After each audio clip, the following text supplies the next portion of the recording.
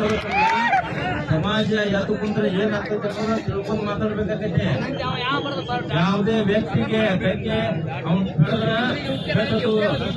ಅವಳು ಸೇರಿಕಾಗ್ತೈತೆ. ಆದ್ರ ಜಾತೀಯತೆ ತೆಗೆದು ಮಾತಾಡಿದ್ರ ಅದು ಯಾವ ರೀತಿ ಯಾವ ಅರ್ಥ ಮಾಡ್ಕೋಬೇಕಾಗ್ತೈತಿ. ಅವೇನ್ ನಡೆಯಾಕತ್ತಲ್ಲ ಏನ್ ಮಾತಾಡತ್ತಲ್ಲ ಮುಂದೊಂದು ದಿನ ಅಲ್ಲ ಇವತ್ತು ನಾವು ಖಂಡಿತ ಪ್ರಾರಂಭ ಆಗೈತಿ. ಅದನ್ನ ನೋಡ್ಕೊಂಡ ಅವನ್ನ ಹೆಜ್ಜೆ ಇಡ್ಬೇಕಾಗೈತಿ. ಅವ್ನು ಎಷ್ಟು ನ್ಯಾಯಕ್ಕೆ ಹರಿಬಿಟ್ಟನ ಅವನಕಿಂತ 10 ಪಟ್ಟ ಅವನಕಿಂತ ಅವ್ನು ತುಳಿ ಮೇಲೆ ತೆಗಿಡುವಂಥವ್ರು ನಾವು ಅದು ಅನ್ನೋದು ಅವನ್ನ ತಿಳ್ಕೋಬೇಕಾಗೈತಿ.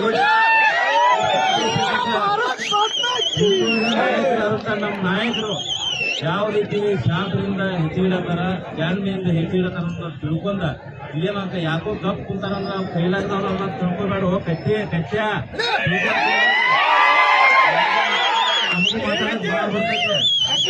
ವಿಚಾರದಾಗದಾರ.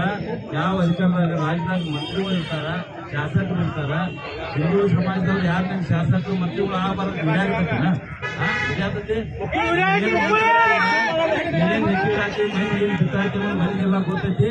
ಇದು ನೋಡ್ಕೊಂಡು ಹೆಚ್ಚಿಡ ಇಂದಿನ ನಾಳೆ ಇಲ್ಲಿ ಬೇರೆ ಉದ್ದೇಶದಿಂದ ಹೇಳತ್ತಿಲ್ಲ. ನೀ ಎಚ್ಚರಿಕೆ ಹೆಚ್ಚಿನ ನಿಲುವರಿಕ ನಿನ್ನ ಗಟ್ಟಿ ಅನಾಹುತ